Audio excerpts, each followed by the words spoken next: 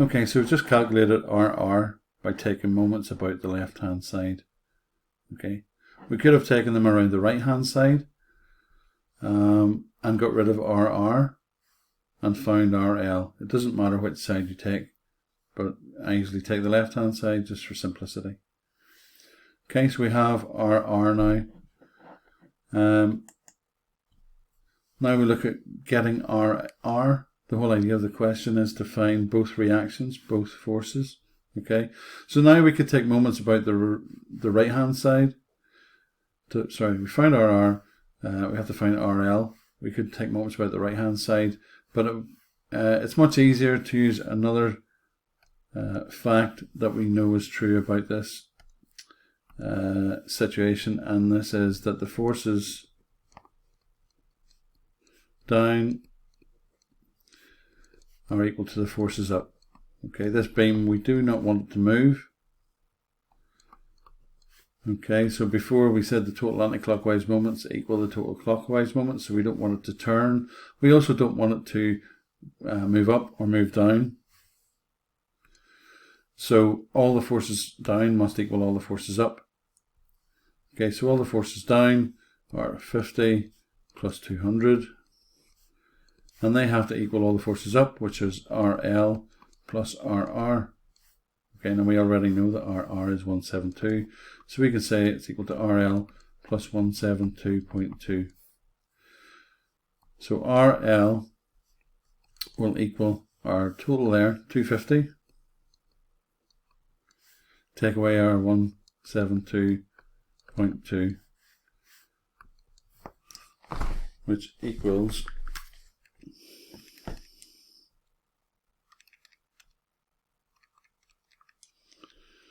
77.8 newtons. Okay, so that is the answer to our question. So that part there and this part here. Okay, so there are some there's some simple questions on the tutorial sheet I'm going to attach to your email that I send you, and you can try doing those point load ones. Now, the ones that you have to do or be able to do for your assignment have got a UDL, so a uniform distributed load. Okay, now the way that we treat the UDL is, the easiest way is to act like it is a block of material on top of the beam. Okay, and if the UDL is constant along its length, an approximation of its behavior would be to say that its total weight acts through the center of gravity. Okay, so for instance, if we had a UDL of 50 newtons per meter and our beam length is 20 meters, we could say there that 50 times 20, which equals 1000 newtons, acts downwards through the center of gravity, which is 10 meters from the left hand side of the beam. Okay, so because the UDL is constant along its length, we can treat it like, say, a big block of wood on top of the beam. Where is the center of gravity on an object that's constant along its length? Well, it's in the middle. So we can put the total UDL force in the middle of the beam. So if we look at an example here, we have a UDL along the whole length of the beam of 5 newtons per meter. We've got 2-point loads, 50 and 20. Okay, so we can redraw.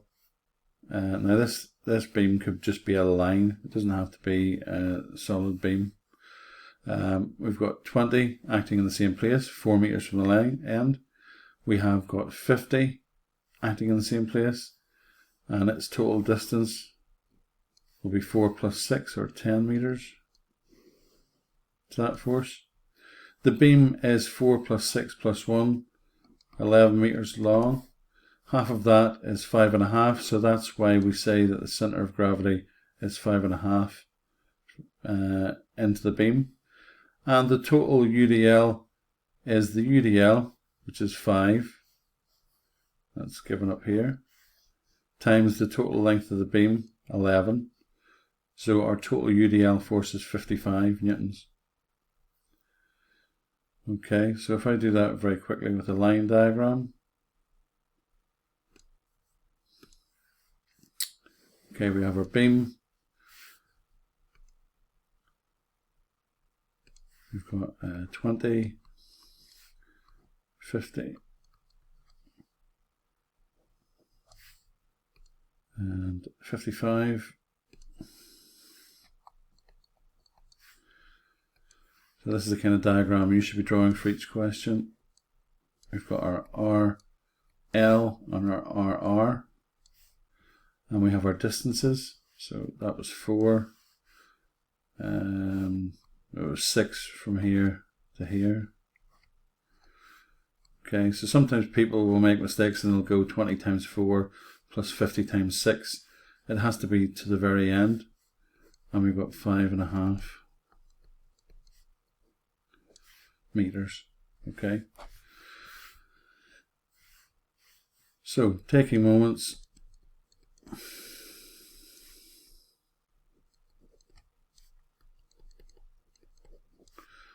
Around RL. So we're going to take moments about this point here. I'm going to say moments clockwise equal the moments anti-clockwise. So now we have to decide, are the things turning clockwise or anti-clockwise? Well, these three forces here, these three red forces are all turning in a clockwise direction, and the reaction is turning anti-clockwise. So all these three forces here will be, in this case, on the left, and this one will be on the right.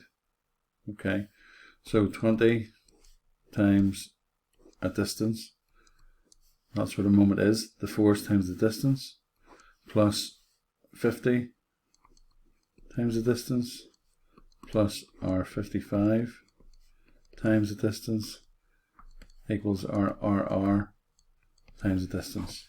Okay, I'm just going to do this in different color. So 20, if you look at it, how far away is it from the pivot? So this is the pivot here. Well, it's 4 meters away from the pivot, so its moment will be 20 times 4.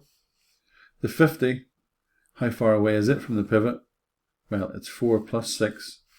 So don't be putting just the distance to the next force, it's the distance to the pivot, so times 10. And our 55 is 5.5.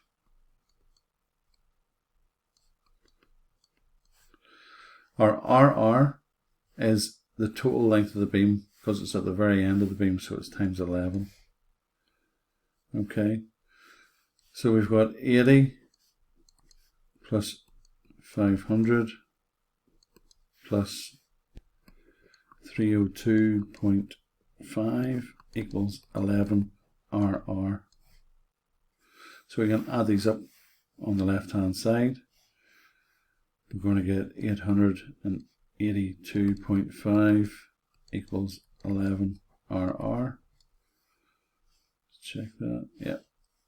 So RR will equal 882.5 divided by 11. So RR equals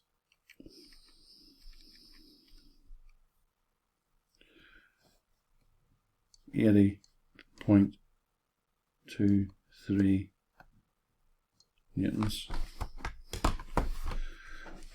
Just double checking that was newtons we're working in. Yes, so it's not kilonewtons, so our unit will be newtons.